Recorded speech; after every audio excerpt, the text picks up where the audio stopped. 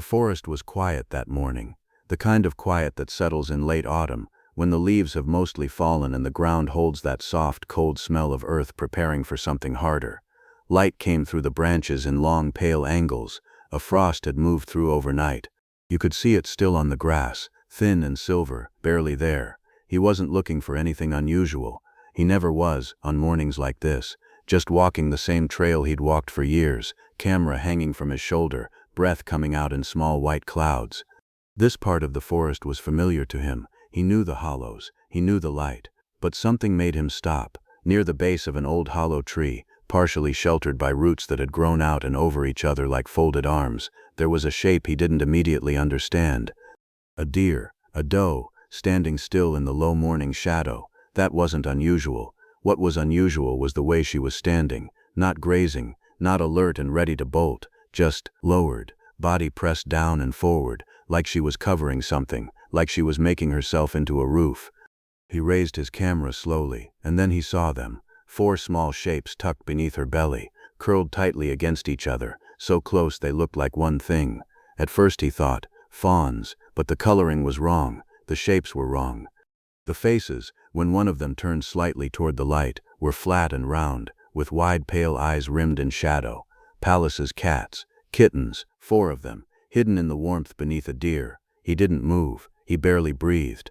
His mind was already asking the question that would stay with him for weeks afterward. What is this? Pallas's cats, called manual in the regions where they live, are not animals most people ever see.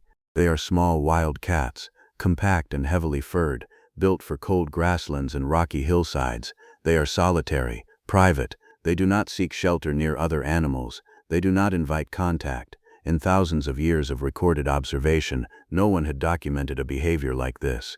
And yet here were 4 of them, beneath a deer, alive. He stepped closer, just one step, careful, slow, boot pressing quietly into the frosted leaves. The deer's head turned toward him. She looked directly at him, and she didn't move. That was the moment he understood that something was genuinely wrong, or genuinely different about what he was watching. A deer that close to a human should have been gone already. Flight response. Every instinct in her body should have been pulling her away. Instead, she held her position, lowered, steady, watching him with dark, calm eyes. He stepped back. She held. He stood there for a long time, just watching, the cold working its way through his jacket, the light shifting slowly through the trees. The kittens barely moved. That was what worried him most, standing there at the edge of what he was seeing. They weren't playing. They weren't exploring. They were still in the way that small animals are still when they're conserving everything they have left. Their eyes, when he could see them, were only half open. Their breathing looked shallow. They were cold. They were weak. And something about the deer's posture, the way she kept her body between them and the open ground, the way her ears rotated at every sound, said that she already knew it. The question that rose in him then was the one that would drive everything that followed. Where is their mother? Pallas's cat kittens don't wander. They don't separate from their mother willingly. They are dependent animals in their early weeks, unable to hunt, unable to regulate their own body heat effectively, unable to survive exposure. If these 4 were here alone, beneath a deer, in a frost-covered hollow, something had happened. Something had already gone wrong before he arrived. He photographed what he could from distance. The deer stayed. The kittens stayed. When he finally walked back down the trail toward his truck, his mind kept returning to the image. The doe, lowered, the small shapes beneath her, the extraordinary stillness of all of it. He told himself it might be a coincidence. Animals rest near each other sometimes. Proximity doesn't mean anything. But he didn't believe that, and deep down, he already knew he was going to come back tomorrow. What he didn't know yet, what none of them knew, was that the deer hadn't been there by accident, and that what she was doing had started before he ever arrived. The real question wasn't why the kittens were alone. The real question was why a deer, a prey animal, with every biological reason to stay far away from young predators, had chosen to stay with them, instead of running. He came back the next morning, and the morning after that. He didn't tell many people at first. He wasn't sure what he would even say. There's a deer in the forest keeping watch over wild cat kittens. It sounded like something you'd read in a story someone made up. So he kept it quiet, kept his distance, and kept coming back. Same trail, same hollow tree, same careful boots on frozen ground. The deer was always there, not always in the same position. Sometimes she stood a few feet away, grazing slowly, her head lifting every few minutes to scan the tree line. Sometimes she was closer, body lowered again, the kittens invisible beneath her unless you knew exactly where to look. But she was always there, always within a range that felt deliberate, a distance that felt chosen. He started keeping notes, times, behaviors, weather. It gave him something to do with the feeling he couldn't quite name yet. The kittens over the first few days seemed to stabilize. They weren't thriving, not yet, but they had stopped looking like they were simply waiting to disappear. They moved a little more. One of them, slightly larger than the others, had started sitting upright at the edge of the root shelter for short stretches, watching the light change in the trees with the flat, ancient expression that Pallas's cats carry even as infants, wide-set eyes, a face that looked like it had seen everything before and found most of it unremarkable. He started calling that one the sentry, quietly, just to himself, but they weren't eating, and that was the thing he couldn't stop thinking about on the drives home. Kittens this young needed their mother's milk. There was nothing here that could provide that. The deer couldn't feed them, the forest couldn't feed them. Whatever biological clock was ticking inside those four small bodies, it was ticking down towards something he didn't want to calculate. He kept watching. He kept coming back. What the deer was doing, he began to understand slowly, wasn't random. She had positioned herself with a specificity that took him several days to fully recognize. When she stood to the east of the hollow, she was blocking the direction most exposed to wind. When she moved to the south side, it was usually because something had moved in the tree line, a sound, a shadow, and she was placing herself between it and the kittens without ever making a dramatic gesture of it. No charging, no flagging, just presence, weight. The simple biological fact of a large animal standing still in a particular spot. Predators, even curious ones, often move away from that. It isn't heroism, it's physics, but it was working. He watched a fox pass within 30 meters one afternoon. The deer's ears tracked it from the moment it entered her range of awareness. Her body didn't shift dramatically, she just stood a little straighter. The fox slowed, assessed the situation, the deer, the hollow, whatever scent was coming from it, and moved on. The kittens, tucked in the roots, never knew it had been there. He reached out to a wildlife biologist he knew, a woman who had spent years studying ungulate behavior in cold climates. He described what he was seeing, carefully, without editorializing. There was a long pause on the phone. She said she'd heard of similar behaviors, rare, anecdotal, in deer that had recently experienced a reproductive loss, a fawn that didn't survive birth, a fawn taken early by a predator. In those cases, maternal hormones didn't simply switch off, they lingered, sometimes for weeks. And occasionally, in the presence of something small and warm and in need, those hormones found an unexpected target. It wasn't adoption, she was careful to say. The deer wasn't feeding the kittens, wasn't grooming them, wasn't doing the things a mother cat would do. It was something quieter than that. Staying, she said, when leaving would have been easier. He wrote that down. The weather changed in the second week. It had been cold before, but manageable, the kind of cold that sits on the surface of things. Now it moved deeper. Temperatures dropped overnight. A wind came in from the north that had no softness in it at all. The frost that had been delicate and silver in the mornings turned hard and gray by the end of the week. He started worrying about the kittens again. He started worrying about the deer too, in a different way. She was burning energy. Standing guard takes something out of an animal, even a large one. He could see it in the way she moved on some mornings, slower, more deliberate, like she was measuring what she spent. She was grazing when she could, pulling at the frozen grass and low brush with focused efficiency, but she wasn't leaving to find better forage. She was working with what was close, choosing proximity over comfort. He documented it all and said nothing. There was one morning he remembered afterward more clearly than the others. He had arrived earlier than usual, before the light was fully up. The hollow was still in shadow. He could just make out the deer standing at her usual position to the east, completely still. And from within the root shelter, one of the kittens, the sentry, had moved out a few inches and was sitting in the very edge of the shadow, not quite in the open. The deer's head was turned slightly toward it, not dramatically, not with any gesture that could be called affection in any human sense of the word, just aware of it, oriented toward it. The kitten sat there for a few minutes, blinking slowly in the cold, then tucked itself back into the hollow. The deer's head returned to scanning the tree line. He stood on the trail for a long time after that, hands in his pockets, not writing anything down. Some things you just watch. Ogershin almandiamana. He didn't see it happen. He wasn't there that morning. He arrived at the usual time, came around the familiar bend in the trail, raised his eyes toward the hollow tree, and she was gone. The space where she had stood every morning for 11 days was empty, just frost and shadow, and the faint impression in the ground where her hooves had stood. He looked up and down the tree line, across the open ground to the north, into the deeper forest where the light barely reached. Nothing. He moved toward the hollow slowly. The kittens were there, all 4 of them curled together in the roots, still and quiet. Alive, but the cold was already finding them in a way it hadn't before. And this time there was nothing between them and the open world. He didn't hesitate the way he thought he would. He had spent nearly 2 weeks telling himself not to interfere, watching from distance, keeping his presence small. There was a principle in wildlife observation that he believed in genuinely, that the story belongs to the animals, not to the person watching it. That intervention changes things in ways you can't always predict or undo. But the deer was gone, and the kittens were on the ground in freezing air with no shelter that mattered, and no warmth coming from anywhere. He made the call. The wildlife center was 2 hours away. He had the number saved, had saved it weeks ago, quietly, the way you save a number you hope you won't need. The woman who answered listened without interrupting, while he explained what he'd been observing. When he finished, she asked 3 questions. How old did the kittens appear? How long since the deer had been present? Were they responsive? He looked at the hollow while he answered.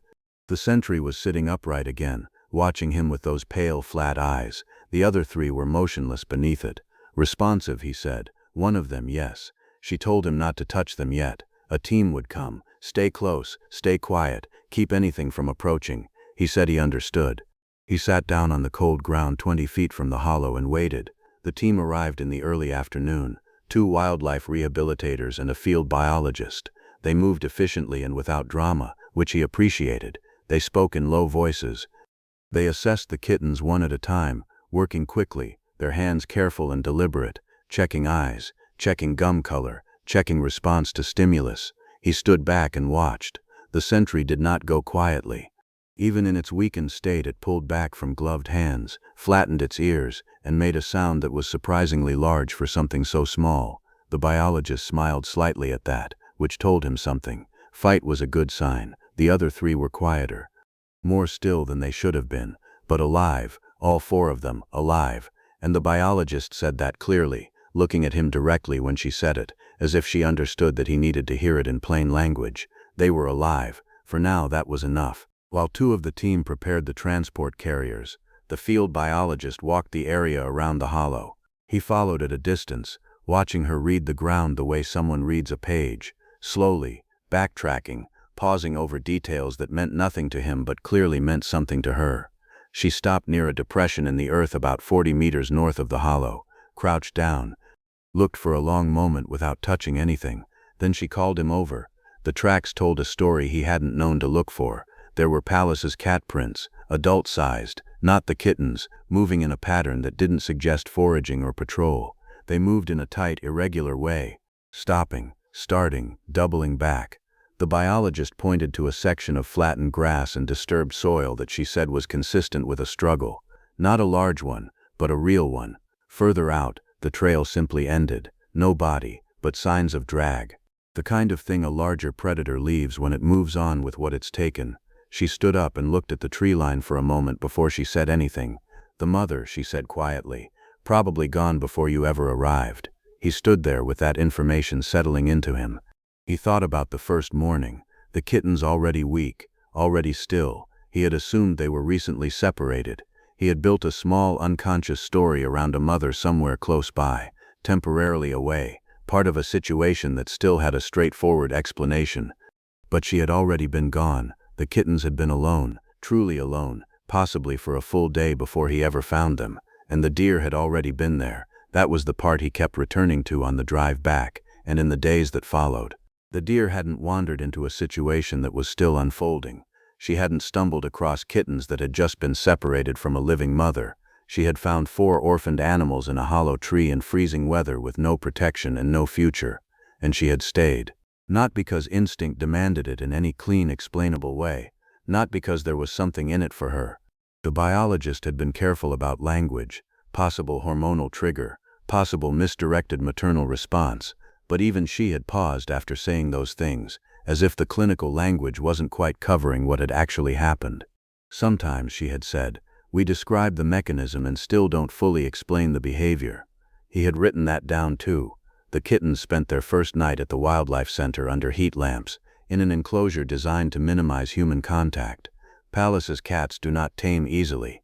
They were not meant to become comfortable with people. The goal from the beginning was return, full rehabilitation, full release, back to the landscape they came from. But that first night, the goal was simpler: get through it. He drove home through the dark, the forest passing on both sides of the road, bare trees catching his headlights for a moment and then falling back into black. He thought about the sentry, that small flat face pulling back from the gloved hands, the fight still in it despite everything. He thought about the deer standing in the frost, morning after morning, for reasons that no one could fully name. He thought about the mother, gone before the story even started, present only in tracks in frozen soil, and 4 small animals who had somehow, improbably, still been alive when he found them. He turned off the forest road onto the highway. Behind him, somewhere back in the dark, the hollow tree stood empty. The roots where they had curled together held nothing now but cold and shadow, and the faint lingering warmth of something that had been there. The kittens were alive, all 4 of them, stable by morning, responding to warmth and the first careful attempts at feeding. But the road ahead was long. Rehabilitation for wild Pallas's cats was not a simple process. They were not forgiving animals. They did not meet human care with any form of gratitude or ease. Every step forward would be measured in weeks, not days. And there was a question that the biologist had raised carefully before he left. One that she said was too early to answer, but that needed to be asked. After everything they had been through, the exposure, the weakness, the days without their mother, would they be releasable at all? Would the wild still be a place they could return to, or had the story already changed them in ways that couldn't be undone? The wildlife center sat at the edge of a wide valley, not a dramatic place, no grand entrance, just a series of low buildings set back from a gravel road, surrounded by the kind of landscape that feels indifferent to human presence: scrubby brush, open sky, hills in the distance that changed color slowly through the seasons. The staff there were the kind of people who had chosen a life of quiet, difficult work without much external recognition. They came early and stayed late, and talked about their animals in plain language that carried more weight than any dramatic phrasing could. The 4 kittens arrived on a Tuesday evening. By Wednesday morning, the staff already had a read on them. The first weeks were the hardest. Not because of any single crisis. There was no dramatic turning point, no night where everything hung in the balance in a way that could be neatly described. It was harder than that. It was the steady daily work of keeping 4 wild animals alive and moving toward something when every instinct they had told them to retreat. They didn't eat reliably at first. The feeding process was slow and carefully managed, minimal human presence, food left rather than offered directly, routines built with patience rather than speed. Pallas's cats in rehabilitation require a particular kind of restraint from the people caring for them. You don't push. You don't reach. You construct the conditions for trust without ever asking for it directly, and then you wait. Some days the waiting felt like nothing was happening. The biologist who had been in the field that day visited twice in the first month. She stood outside the enclosure for long stretches, watching, not recording anything, just watching. He came once, in the 3rd week, and stood in the same spot. The sentry was in the far corner of the enclosure, sitting upright, watching him back. Same flat expression, same pale eyes, same quality of stillness that said, "I see you, and I have not decided what I think of you yet." He drove home feeling something he couldn't entirely name, something between relief and a kind of careful hope that didn't want to be spoken too loudly. By the 2nd month they were eating consistently. By the 3rd they were moving through the enclosure with the fluid, low-to-the-ground efficiency that was natural to their species, investigating, marking, establishing the small interior geography of a space they had begun, cautiously, to accept as theirs. The sentry remained the most alert, the most watchful, the one most likely to be sitting in an elevated position when staff arrived in the mornings, already oriented toward the sound of approach. The staff had their own quiet names for all 4 of them by now. Not official designations, just the informal language that develops when people spend months in close proximity to animals they genuinely care about. Progress, in rehabilitation, rarely looks like progress from the inside. It looks like another ordinary day, and then another, and then at some point you look back and realize the distance traveled. The question of release had been revisited at the 3-month mark. The consensus was cautious but real. The kittens, no longer kittens, technically, but young adults now, had retained their wildness. That was the word the lead rehabilitator used, retained. They had not become comfortable with humans. They had not begun to associate people with safety or food in any way that would compromise their ability to function independently. The early trauma had not broken something essential in them. It had, if anything, made them careful, and careful in the wild is often what survival looks like. The release timeline was set. The location was chosen, the same forest, the same general region, not far from where they had been found. There were practical reasons for that. Familiar scent, familiar landscape. Animals released into known territory established themselves more successfully than those dropped into the entirely unknown. But there was something else in the decision too, that no one stated directly. It felt like the right place to return them. The release happened on a morning in early spring. Not all at once, staggered, over several days to reduce competition and give each animal space to move into its own range without conflict. The carriers were placed at the forest edge at first light, doors opened, and then the staff stepped back and waited. The sentry was last. It sat in the open carrier door for a long moment, not frozen, just still in that deliberate way, reading the air, processing the space in front of it. The forest was pale and quiet, new growth on the low brush, the smell of thawed earth, light coming through at a low angle, the same pale morning light that had been there on the first day, in the frost, above the hollow tree. Then it stepped out. No drama, no pause to look back, just a low fluid movement into the undergrowth, and then it was gone. The staff member closest to him exhaled slowly. That was all. That was the whole moment. He returned to the forest the following autumn. He wasn't sure why exactly. There was no practical reason. The animals were wild now, dispersed across a range that wouldn't bring them back to any specific place on any predictable schedule. The chance of seeing them was small, the chance of recognizing them even smaller, but he walked the old trail anyway, same boots, same camera, same long pale light through the bare branches. The hollow tree was still there, the roots grown over each other the same way, the interior dark and cold and empty. He stood beside it for a while, not taking photographs, just standing. He thought about the 11 days he had spent watching something he couldn't explain. He thought about the deer, patient in the frost, the way her ears moved at every sound, the way she had lowered her body over 4 small animals that had nothing to offer her and no claim on her attention. He thought about the mother who was already gone, present in the story only as absence, only as the reason the story existed at all. He was walking back toward the trailhead when he saw the deer, or a deer. He couldn't know if it was the same one. There was no marking, no distinguishing feature he could point to with certainty. It was a doe, standing at the edge of the tree line about 60 meters out, partially obscured by brush, watching him with the calm, assessing stillness that deer carry when they haven't yet decided whether something is a threat. He stopped. She didn't move. They stood like that for a long moment, the man on the trail, the deer at the forest edge, the autumn light falling between them in long quiet angles. And then, from somewhere in the brush behind her, movement, low, fluid, fast, a shape moving through the undergrowth with the particular economy of something that knew exactly where it was going. He raised his camera slowly. The shape was gone before he could focus, but he had seen enough. The flat, broad face, the heavy fur, the low, purposeful movement. He stood on the trail for a long time after both animals had disappeared back into the trees. He didn't know if the deer had seen the cat. He didn't know if the cat had seen the deer. He didn't know if recognition was even a meaningful word for what might or might not have passed between them, if anything had passed between them at all. The forest didn't offer any explanation. It never had.